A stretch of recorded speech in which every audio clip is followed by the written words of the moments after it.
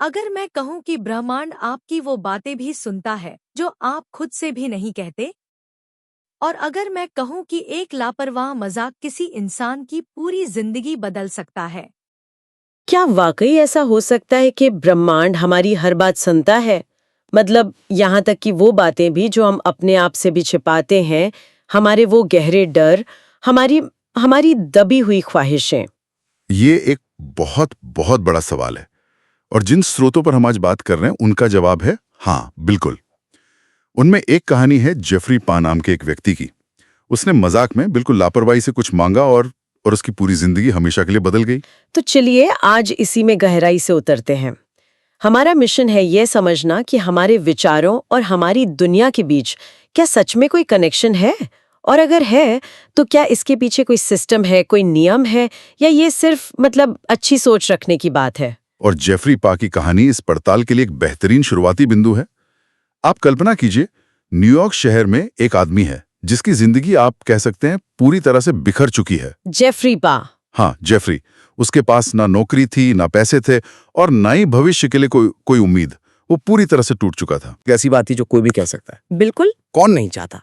लेकिन यहाँ से चीजें अजीब होनी शुरू होती हैं। अगले ही दिन जेफरी एक कैफे में अकेला बैठा था जब एक बुजुर्ग अजनबी उसके पास आया और उस अजनबी ने थोड़ी हिचकिचाहट के साथ जेफरी से कहा कि उसकी शक्ल हूबहू उसके दिवंगत बेटे जैसी है, जिसकी कुछ साल पहले मृत्यु हो गई थी। ओह, ये तो काफी अजीब इत्तेफाक है। और ये इत्तेफाक और भी गहरा हो गया। उन दोनों में बातें होने लगीं, कुछ और मुलाकातें हुईं। उस बुजुर्ग आदमी को जेफरी में अपने बेटे की झलक दिखती थी, और फिर कुछ ही हफ्तों बाद उसने एक ऐसा काम किया जिसकी कोई कल्पना भी नहीं कर सकता। क्या किया? उसने अपनी लगभग सारी संपत्ति, करीब $50 लाख। $50 लाख? हाँ, यानी आज के हिसाब से 40 करोड़ रुपए से भी ज्यादा जेफरी के नाम कर दी। एक मिनट, क्या एक मजाक के बदले में 40 करोड़? जेफरी की कहानी पर तो यकीन करना मुश्किल है।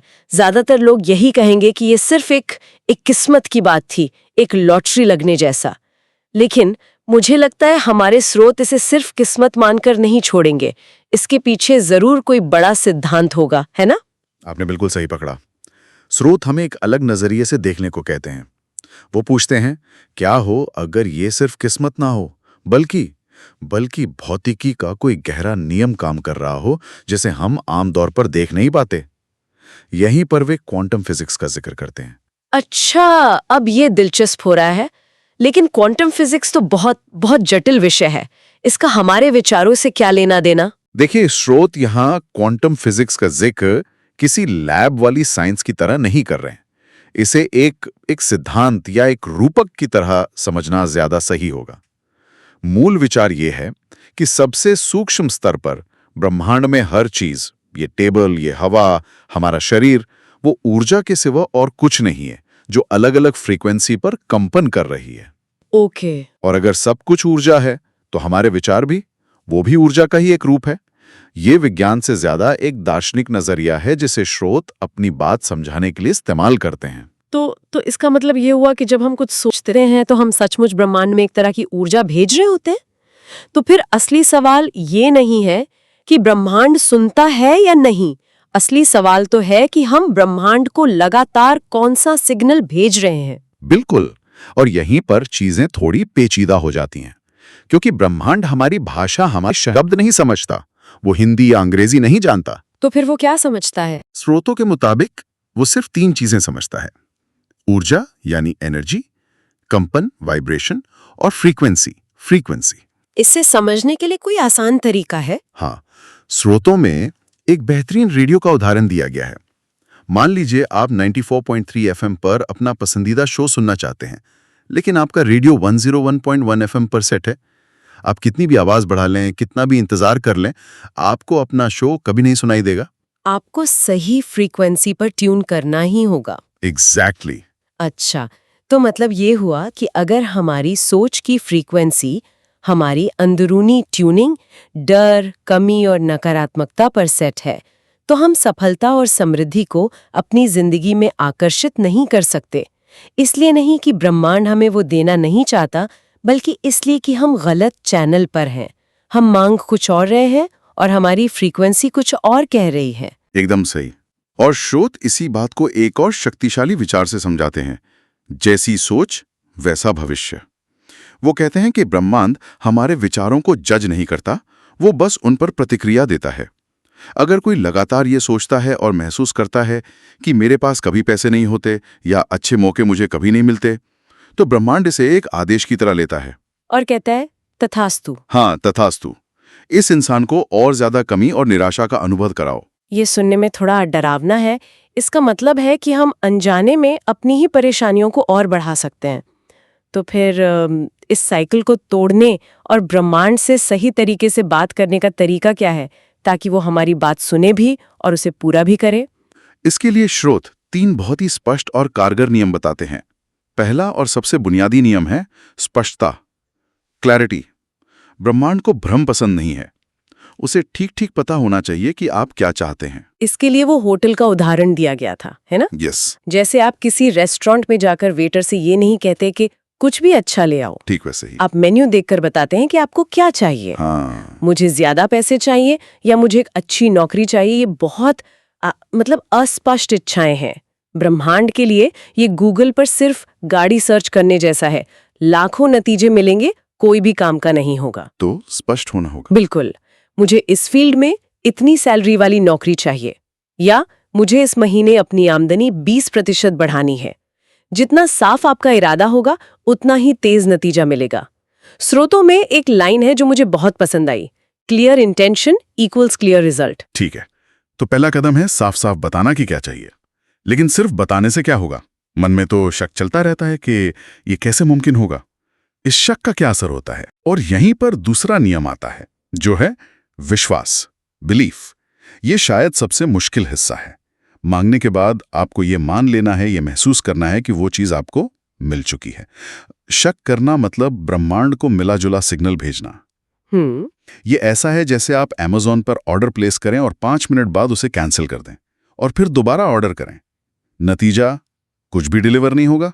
लेकिन ये तो बहुत मुश्किल है। अगर कोई कर्ज में डूबा है तो वो ये कैसे मान ले कि उसके पास पैसे हैं? ये तो खुद को धोखा देने जैसा हुआ। ये सबसे आम और जायज सवाल है। स्रोत इसे धोखा देना नहीं बल्कि रिहर्सल करना कहते हैं। जैसे एक एक्टर अपना रोल निभाने से पहले उसे जीता है, महसूस करता है। अच्छा, यहाँ मकसद ये नहीं है कि आप 24 घंटे दिखावा करें, बल्कि ये है कि आप दिन में कुछ मिनट निकालकर जानबूझकर उस भावना को महसूस करें, उस सफलता की, उस खुशी की, उस आज़ादी की भावना की रिहर्सल करें। और ये हमें तीसरे और सबसे जरूरी नियम पर लाता है, और वो है भावना, इमोशन। हाँ, स्रोत इस बात पर जोर देते हैं कि ब्रह्मांड शब्दों को नहीं, हमारी भावनाओं को पढ़ता है। शब्द तो सिर्फ बर्तन है, असली चीज तो उसके अंदर की भावना है। आप दिन भर कह सकते हैं मैं अमीर हूं, मैं अमीर हूं, लेकिन अगर आप अंदर से कमी, डर और लाचारी महसूस कर रहे हैं, तो ब्रह्मांड आपकी लाचारी की फ्रीक्वेंसी पर ही प्रतिक्रिया देगा। आपकी भावना आपके शब्दों से ज्यादा जोर से बोलती है। बिल्कुल। ये तो बात हुई कि हम ब्रह्मांड को संदेश कैसे भेजें, लेकिन क्या ब्रह्मांड भी हमें जवाब देता है? हम सबके साथ ऐसे अनुभव होते हैं, किसी दोस्त के बारे में सोचना और अचानक उसका फोन आ जाना, या किसी समस्या का हल सोचते सोचते अचानक कहीं से कोई आइडिया मिल जाना। क्या ये सिर्फ संयोग है? स्रोतों के अनुसार ये बिल्कुल भी संयोग नहीं है। ये ब्रह्मांड के संकेत हैं। वो आपको बता रहा है कि आप सही रास्ते पर हैं या आपको रास्ता बदलने की जरूरत है। ब्रह्मांड हमें घटनाओं, लोगों और दोहराव के माध्यम से संकेत भेजता है। स्रोतों में कुछ खास संकेतों का भी जिक्र है, जैसे कुछ नंबरों का बार बार दिखना, 111, 222, 333। इनका क्या मतलब है? हाँ, इन्हें एंजल नंबर्स भी कहा जाता है। जैसे 111 का बार बार दिखना एक संकेत है कि आप जिस पर भी ध्यान केंद्रित कर रहे हैं वो बहुत तेजी से हकीकत बन रहा है। तो सावधान रहें कि आप क्या सोच रहे हैं। अच्छा। 222 का मतलब है धैर्य रखो, चीजें सही दिशा में जा रही हैं, भरोसा बनाए रखो। और 333 का मतलब है कि अपने उद्देश्य और अपनी रचनात्मकता पर ध्यान दो। सपनों के बारे में भी कुछ बताया गया है? हाँ, क्योंकि नींद में हमारा चेतन मन जो हर चीज पर तर्क वितर्क करता है वो शांत हो जाता है। इससे हमारा अवचेतन मन सीधे ब्रह्मांड की ऊर्जा से जुड़ पाता है। कई वैज्ञानिकों और कलाकारों ने कहा है कि उनकी सबसे बड़ी खोजों का आइडिया उन्हें सपनों में ही मिला था। लेकिन यहाँ एक जरूरी सवाल उठता है, संकेत और हमारे मन के वहम में फर्क कैसे करें? हम हर चीज को तो संकेत नहीं मान सकते, वरना जिंदगी जीना मुश्किल हो जाएगा। इसके लिए एक बहुत ही सरल नियम बताया गया है। अगर कोई चीज आपकी जिंदगी की मौजूदा स्थिति या आपके किसी बड़े सवाल से जुड़ी है और वो बार बार अलग अलग तरीकों से आपके सामने आ रही है, तो वो एक संकेत हो सकता है। संकेत हमेशा स्पष्टता और शांति का एहसास देते हैं। लेकिन अगर कोई चीज आपको डराती है, भ्रमित करती है या बेचैन करती है, तो वो आपके मन का डर है। ब्रह्मांड का संकेत नहीं? बिल्कुल, ब्रह्मांड डर नहीं, स्पष्टता देता है। ठीक है, तो हमने ये समझा कि ब्रह्मांड से कैसे बात करें और उसके संकेतों को कैसे पहचानें। अब उन बड़े नियमों की बात करते हैं जिनके बारे में कहा गया है कि वे इस पूरी व्यवस्था को चलाते हैं। स्रोतों में 7 ब्रह्मांडीय नियमों का जिक्र है। इन्हें एक एक करके गिनाने के बजाय क्या हम इनमें से कुछ सबसे जरूरी नियमों पर थोड़ी गहराई से बात कर सकते हैं? जरूर, ये ज्यादा बेहतर तरीका है। पहला और सबसे प्रसिद्ध नियम है आकर्षण का नियम, लॉ ऑफ अट्रैक्शन। जो आप सोचते और महसूस करते हैं, वो ही अपनी जिंदगी में आकर्षित करते हैं। आपकी सोच एक चुंबक है। ये सुनने में तो बहुत आसान लगता है कि जो सोचते हो वही बनते हो, लेकिन असल जिंदगी में तो दिन भर में हजारों ख्याल आते हैं, अच्छे, बुरे, बेकार के। तो क्या हर छोटे मोटे डर पर ब्रह्मांड प्रतिक्रिया देता है, या ये सिर्फ उन गहरी, लगातार चलने वाली सोच पर लागू होता है? ये एक बहुत जरूरी सवाल है। स्रोत कहते हैं कि ये क्षणिक विचारों के बारे में नहीं है, बल्कि आपकी भावनात्मक स्थिति, आपकी इमोशनल होम के बारे में है। यानी आपकी डिफॉल्ट सेटिंग क्या है। जब आप कुछ नहीं कर रहे होते, तो आपका मन स्वाभाविक रूप से कहाँ जाता है? चिंता की तरफ या भरोसे की तरफ? अगर आपकी डिफॉल्ट सेटिंग चिंता की है, तो आप उसी फ्रीक्वेंसी पर प्रसारित कर रहे हैं, भले ही आप दिन में 2-4 बार सकारात्मक सोचने की कोशिश करें। एक और नियम जो मुझे बहुत दिलचस्प लगा, वो है अनुरूपता का नियम, लॉ ऑफ करेस्पॉन्डेंस। यानी जैसा अंदर वैसा बाहर। क्या इसका मतलब ये है कि अगर किसी की नौकरी में हमेशा बॉस से अनबन रहती है, तो समस्या बॉस में नहीं, बल्कि उसके अंदर अधिकार या सम्मान को लेकर किसी संघर्ष में है? बिल्कुल, स्रोत यही कहते हैं, आपकी बाहरी दुनिया आपके अंदरूनी विश्वासों का आईना है। अगर आपके मन में गहराई में ये विश्वास है कि लोग भरोसे के लायक नहीं होते, तो ब्रह्मांड आपको बार बार ऐसे ही लोग और अनुभव देगा जो आपके इस विश्वास को और पक्का करेंगे। जब तक आप अंदर से इस विश्वास को नहीं बदलेंगे, बाहर की परिस्थितियां नहीं बदलेंगी। ये तो बहुत बड़ी जिम्मेदारी है। इसका मतलब है कि हम अपनी जिंदगी के लिए किसी और को दोष नहीं दे सकते। यही इसका सबसे शक्तिशाली और सबसे डरावना पहलू है। चलिए एक और नियम की बात करते हैं जो बहुत व्यावहारिक है, प्रेरित कर्म का नियम, लॉ ऑफ इंस्पायर्ड एक्शन। सिर्फ घर पर बैठकर सोचने से कुछ नहीं होगा। हाँ। आप विजन बोर्ड बना सकते हैं, सकारात्मक सोच सकते हैं, लेकिन अगर ब्रह्मांड आपको कोई मौका देता है, कोई आइडिया देता है और आप उस पर एक्शन नहीं लेते, तो कुछ नहीं बदलेगा। कुछ नहीं बदलेगा। तो प्रेरित कर्म और मेहनत में क्या फर्क है? बहुत बड़ा फर्क है। मेहनत अक्सर डर और संघर्ष से जुड़ी होती है, जैसे मुझे ये करना ही पड़ेगा। प्रेरित कर्म अंदर से आता है, वो सहज और रोमांचक लगता है। वो एक ऐसा आइडिया होता है जिस पर काम करने से आपको खुशी मिलती है, बोझ नहीं लगता। ब्रह्मांड उन्हीं की मदद करता है जो उस प्रेरणा पर कदम उठाते हैं। और एक आखिरी नियम जिस पर बात करनी जरूरी है, वो है दिव्य समय का नियम, लॉ ऑफ डिवाइन टाइमिंग। ये नियम धैर्य सिखाता है। हाँ, और ये शायद आज की तेज तरार दुनिया में सबसे मुश्किल नियम है। हम चाहते हैं कि सब कुछ कल ही हो जाए, लेकिन हर बीज को पौधा बनने में अपना समय लगता है।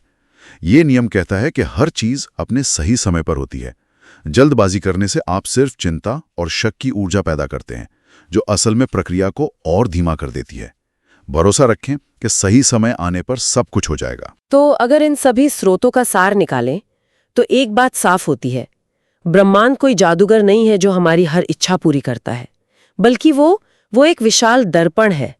ये हमें ठीक वही चीज लौटाता है जो हम अंदर से होते हैं। हमारी सोच, हमारी भावनाएं, हमारा विश्वास और हमारे कर्म, ये सब मिलकर हमारी हकीकत का निर्माण करते हैं। बिल्कुल, और सबसे बड़ी बात यह है कि ये प्रक्रिया 24/7 चल रही है, हर पल। हम चाहें या ना चाहें, हम लगातार अपनी दुनिया बना रहे हैं। ब्रह्मांड हमेशा सुन रहा है। सवाल सिर्फ ये है कि हम उसे क्या संकेत भेज रहे हैं, कमी का या प्रचुरता का, डर का या विश्वास का। चुनाव हमेशा हमारा होता है। इन स्रोतों से एक बात तो पूरी तरह साफ है कि हमारी भीतरी दुनिया ही हमारी बाहरी दुनिया का निर्माण करती है। ये सिर्फ एक अच्छा विचार नहीं, बल्कि एक काम करने का तरीका है। इसी पर एक अंतिम विचार के साथ इसे समाप्त करते हैं। अगर ये सच है कि हमारा हर एक विचार एक बीज की तरह है जिसे हम अपनी जिंदगी की जमीन में बो रहे हैं, तो कोई भी व्यक्ति अनजाने में दिन प्रतिदिन अपने मन में किस तरह का बगीचा उगा रहा है। और इससे भी महत्वपूर्ण बात, वो कौन सा एक जंगली पौधा या एक लगातार परेशान करने वाला नकारात्मक विचार है जिसे आज ही जड़ से उखाड़कर फेंका जा सकता है, ताकि किसी नई और बेहतर चीज को उगने की जगह मिल सके।